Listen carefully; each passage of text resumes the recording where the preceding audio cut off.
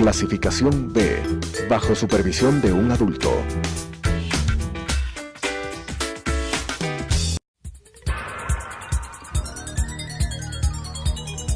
Las opiniones vertidas en este espacio por la producción y dirección del programa son de exclusiva responsabilidad de sus autores y de quienes intervienen en ellos.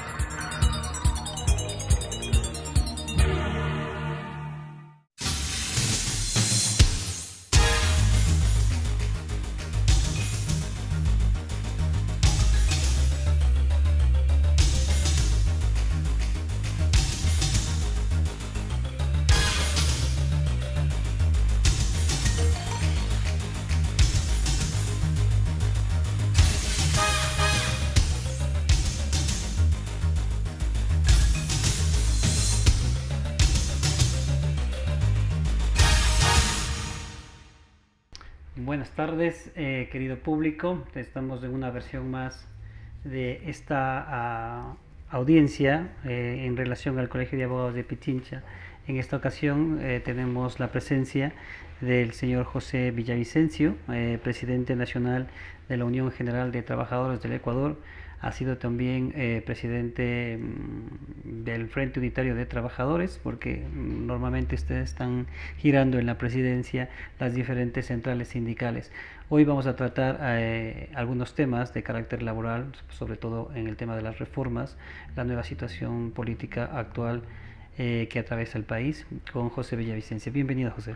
Un gusto saludarles a nombre de nuestra central sindical UGT y también como parte del Frente Unitario, poder compartir este espacio, agradeciendo al Colegio de Abogados por permitirnos compartir algunos elementos sobre los aspectos que hoy discute el pueblo ecuatoriano.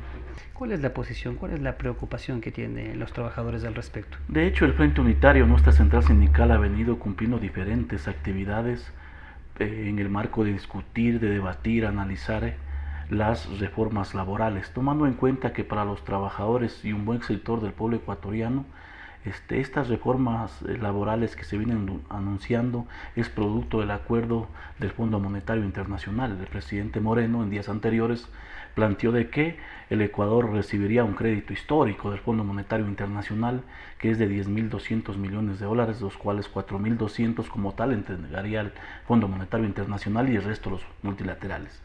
Sin embargo, ese crédito histórico tiene graves consecuencias. Digo, han habido ya graves consecuencias y lo que está por venir es todavía más complicado.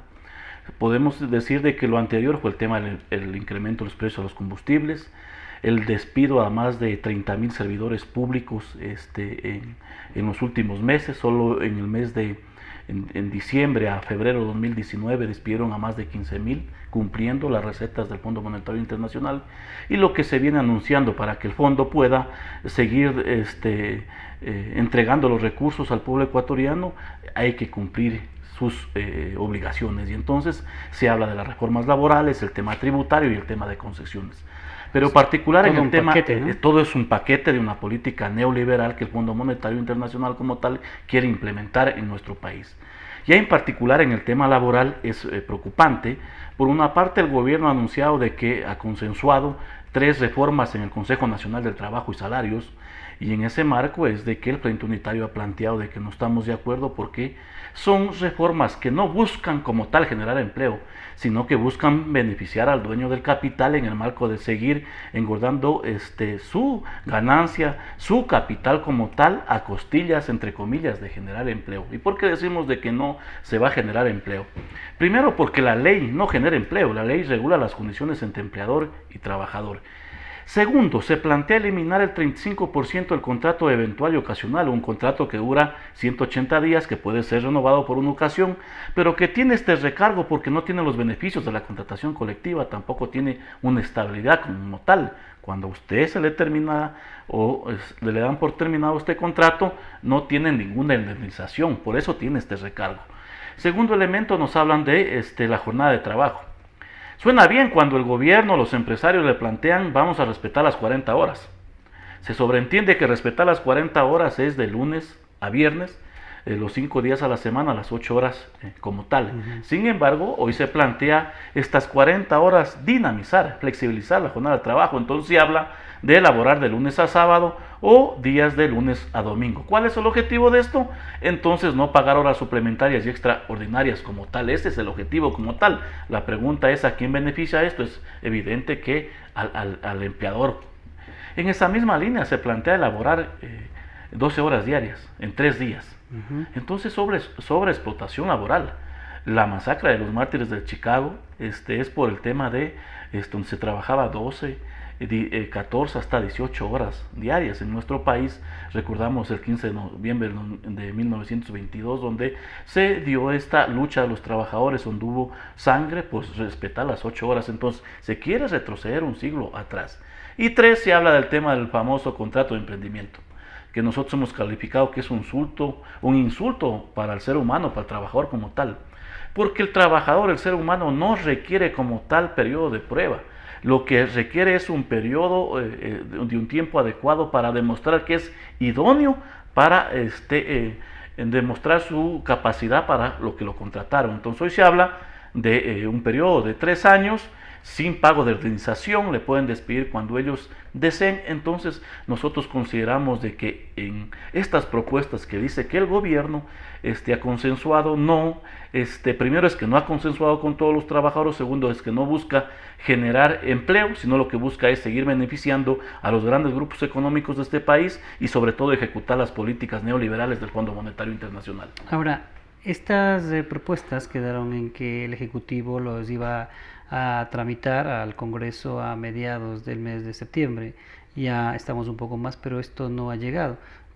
¿Qué significaría esto? ¿Están un poco deteniendo? ¿Está retrocediendo? Mire, es evidente que el gobierno no lo ha hecho porque ha habido una reacción inmediata de los trabajadores del pueblo ecuatoriano, porque el gobierno como tal tenía en un inicio presentar en mayo, en el informe que daba el presidente Moreno, entregar ya la propuesta de reformas. Y entonces hoy, frente a las diferentes acciones que ha venido haciendo el Frente Unitario en hacer encuentros a nivel nacional y sobre todo movilizaciones como fue la última del 5 de septiembre, se evidencia que el gobierno está viendo bien si es que le conviene o no presentar por un lado. Pero es evidente también de que ahora en los últimos días ya han planteado de que en 2 semanas se va a entregar, porque en los días anteriores, el día de ayer, dice, y hay un acuerdo del Fondo Monetario Internacional de aceptar el segundo acuerdo con el Ecuador. Sin embargo, exige de que se hagan las reformas laborales y el tema tributario. Entonces, es evidente que el presidente Moreno ha preferido hacerle caso a la banca, a los grandes grupos económicos y a quienes representan al Fondo Monetario Internacional y no sentarse con los diferentes sectores a discutir una política laboral en el país. En otras palabras, las reformas que se están planteando no se sintonizan con las necesidades de los trabajadores o con el incentivo o con la necesidad, se podría decir, de implementar nuevas plazas de trabajo. Es evidente que no. Mire, nosotros estamos conscientes, como igual que el pueblo ecuatoriano, de que hay que resolver el tema del desempleo. 5 millones de la población económicamente activa, que bordea los 8 millones de ecuatorianos, 5 millones de ellos están sin empleo o en subempleo. Entonces, en la práctica podemos decir que de cada 10 ecuatorianos, 6 están en el subempleo, en la desocupación, y solo 4 tienen un pleno empleo. Entonces, significa que hay que resolver esa situación del país, pero no se resuelve vulnerando derechos individuales y colectivos de los trabajadores. Hay que discutir cómo fomentar la pequeña y mediana industria, que es donde se genera empleo. Hay que discutir una política agraria para resolver producción y empleo. Hay que ver el tema de la construcción, que es otro elemento donde se genera empleo en el país, el tema turístico. Entonces, es evidente de que al no existir una política laboral en el país, no se va a resolver el empleo haciendo reformas y vulnerando derechos de los trabajadores. Pero una de las políticas que impulsó el gobierno como forma de resolver el empleo o incentivar la creación de nuevas plazas de trabajo era el perdón, la remisión de los intereses cuando las empresas tienen tanto con el IES como el SRI. Significa que en la práctica esto no tiene resultados, no está surtiendo efecto, los empleadores no quieren o no se benefician o no le están viendo la utilidad o simplemente no quieren apoyar el proyecto productivo que dice tener el gobierno. Yo diría que hay 3 elementos fundamentales. el gobierno planteó 250.000 empleos anuales. Eso no se ha cumplido. Más bien se han perdido 270.000 pleno empleos marzo 2018 a marzo 2019. Segundo, a través de la famosa ley de productividad número 1 nos plantearon de que esa ley iba a generar empleo. Y ahí fue cuando les condonó multas, intereses y recargos a los grandes grupos económicos.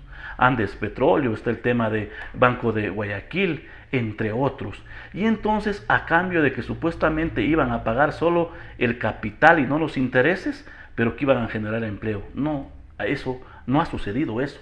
Entonces es evidente de que las leyes que hasta el momento se han venido aprobando es en favor de los dueños del capital, perdonarles multas, intereses y recargos, y por otro lado vulnerar derechos, porque en esa famosa ley de la productividad número 1 ya se vulneró derechos de los trabajadores y de los servidores públicos, congelando el tema del salario básico unificado para la gente que ya cumple los requisitos para acogerse a su jubilación, de que dice la ley de que se entregará en el caso del sector público 5 salarios por año, y en el caso del sector privado tiene en el tema Código del Trabajo tiene hasta 7. Sin embargo, se congeló el salario básico unificado del 2015, ya vulnerando un derecho que la ley dice que será del salario básico unificado actual. Entonces es evidente que las leyes lo que buscan es seguir beneficiando al gran capital, a los dueños del capital, y no resolver el tema del empleo.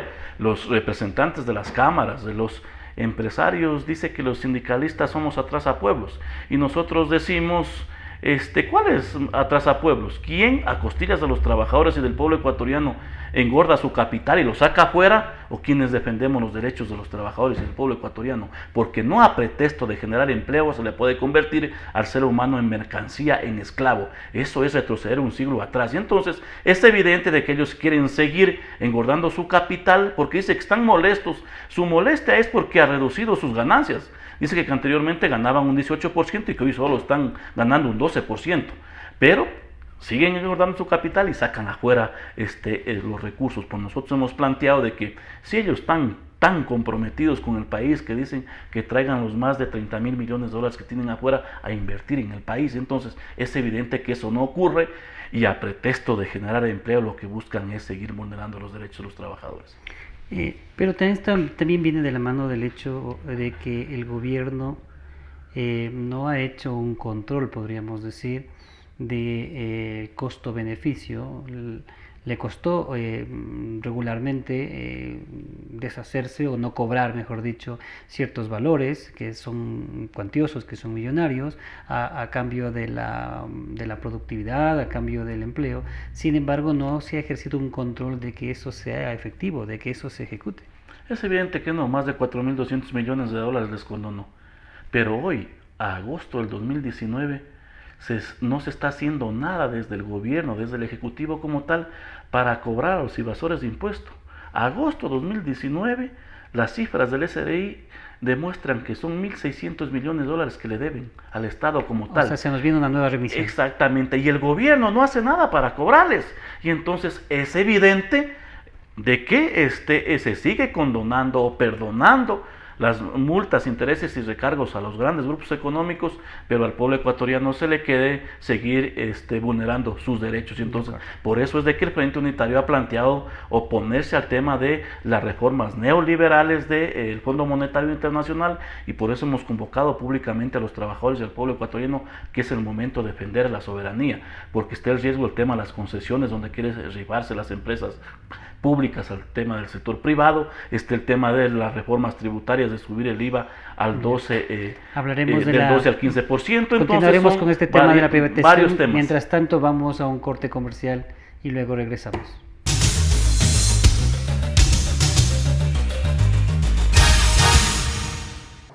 Adriana, cancélame todas las reuniones. No voy a ir a la oficina. Estoy con una jaqueca que no aguanto.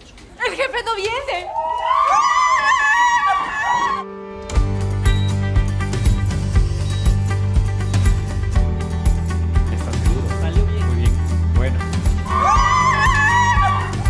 Cuanto antes vayas a Ecuasanitas, más rápido te curas. La empresa de medicina prepagada que cuida de ti. Ecuasanitas. es bueno estar sano.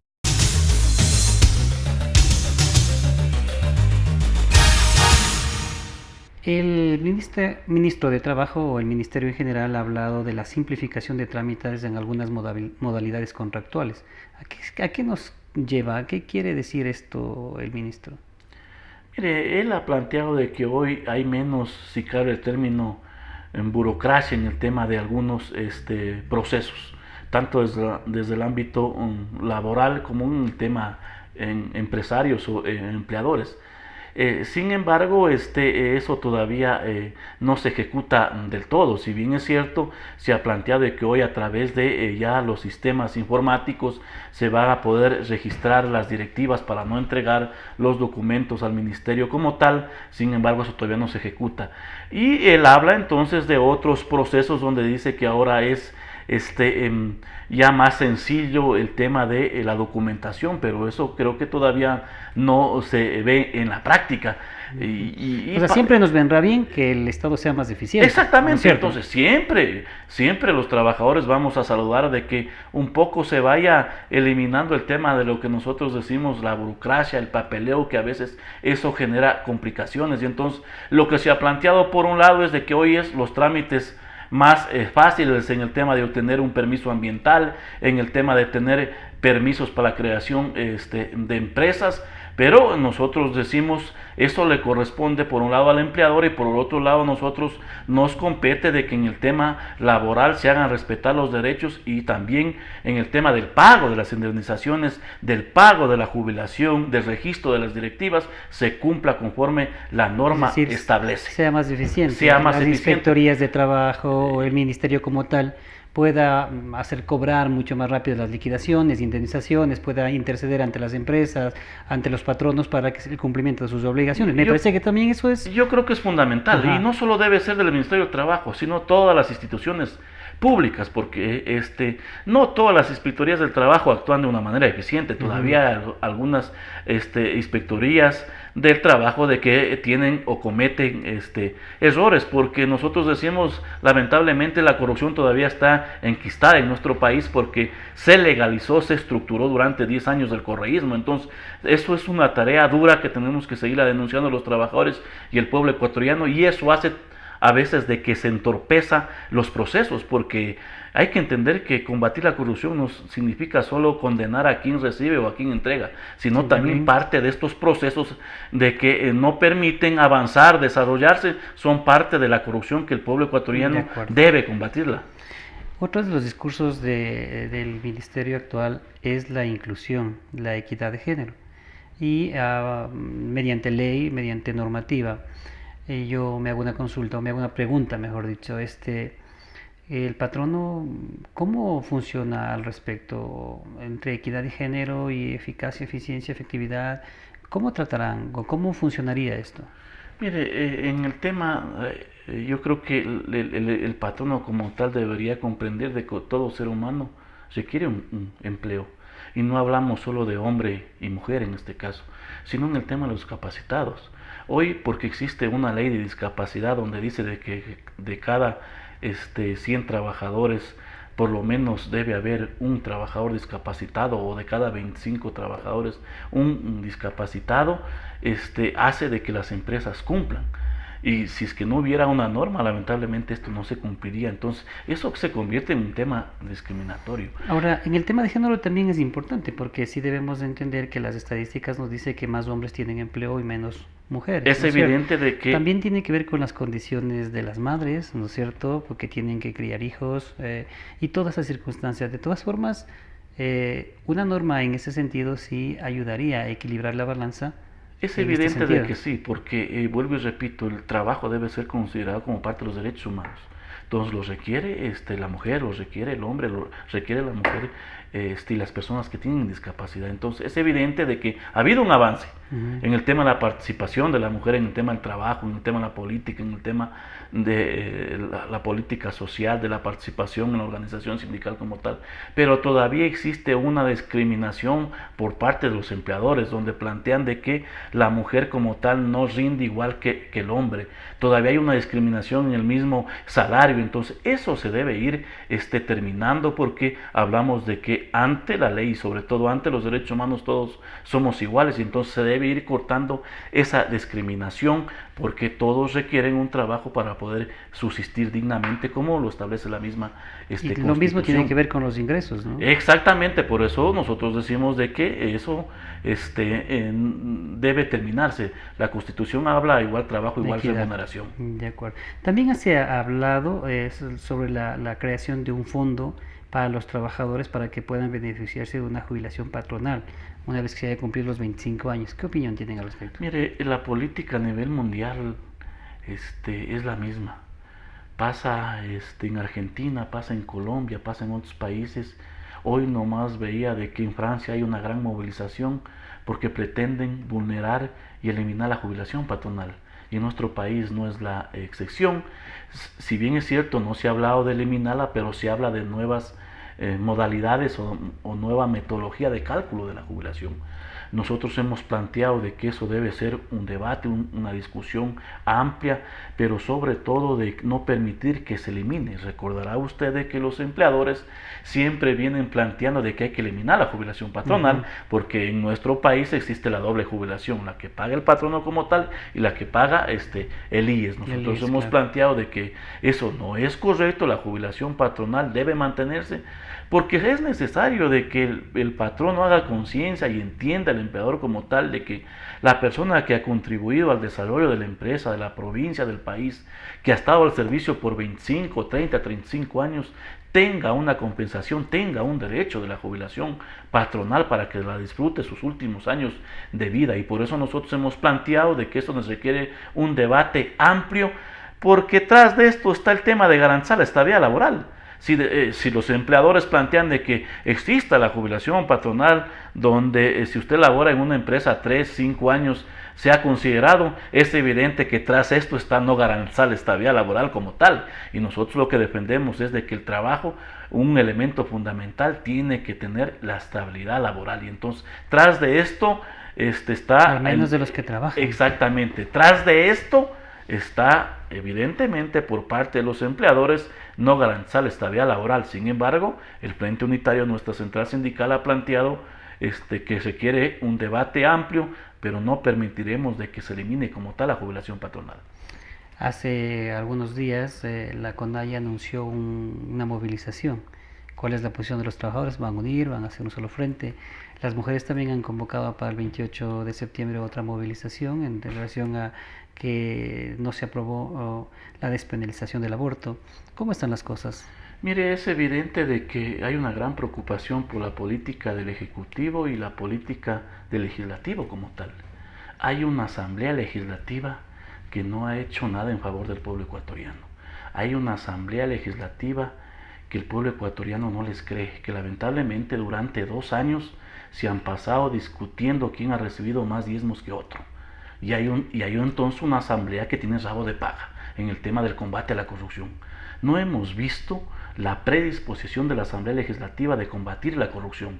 Está incumpliendo la misma consulta popular del 4 de febrero, donde tenía que la Asamblea establecer los mecanismos para el tema de lo que se planteó, el tema de la muerte política, la muerte civil, para que las personas que estén involucrados en actos de corrupción luego del debido proceso no puedan participar más de elección popular o de designación como tal. Eso la Asamblea Legislativa no ha habido. También se ha planteado el tema de un instrumento para el tema de recuperación de los activos.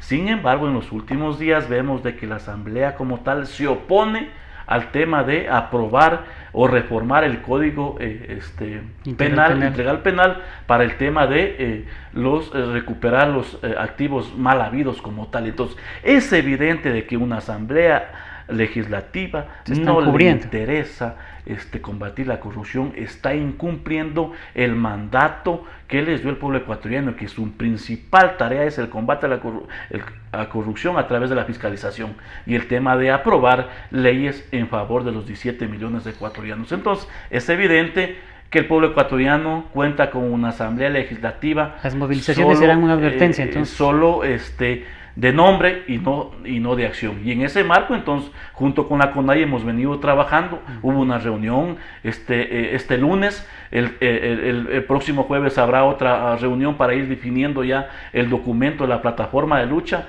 y las acciones serán en conjunta: Frente Unitario, organizaciones sociales a través del Frente Popular, la CONAIE y otras organizaciones que vienen trabajando en el marco de defender los derechos individuales y colectivos de los trabajadores, como el mismo Parlamento Laboral.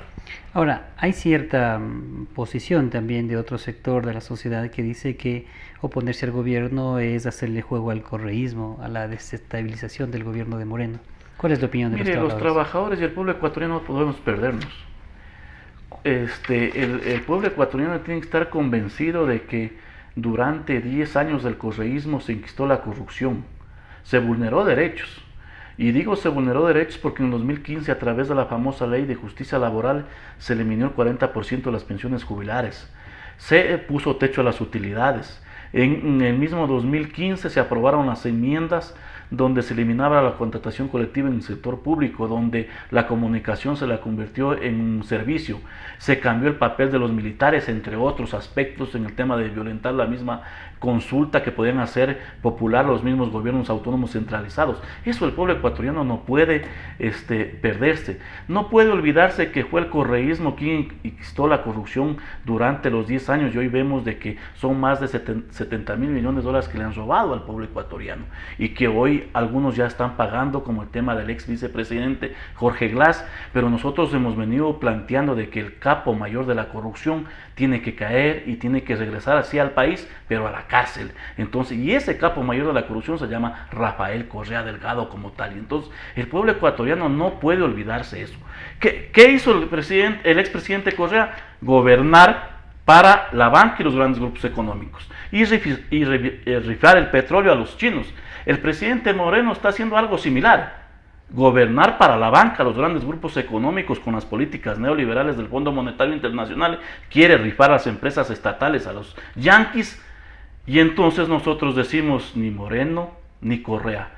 El pueblo salva al pueblo, porque lamentablemente hoy es evidente de que lo que les interesa es cumplir una política del Fondo Monetario Internacional a costillas de los trabajadores y del pueblo ecuatoriano.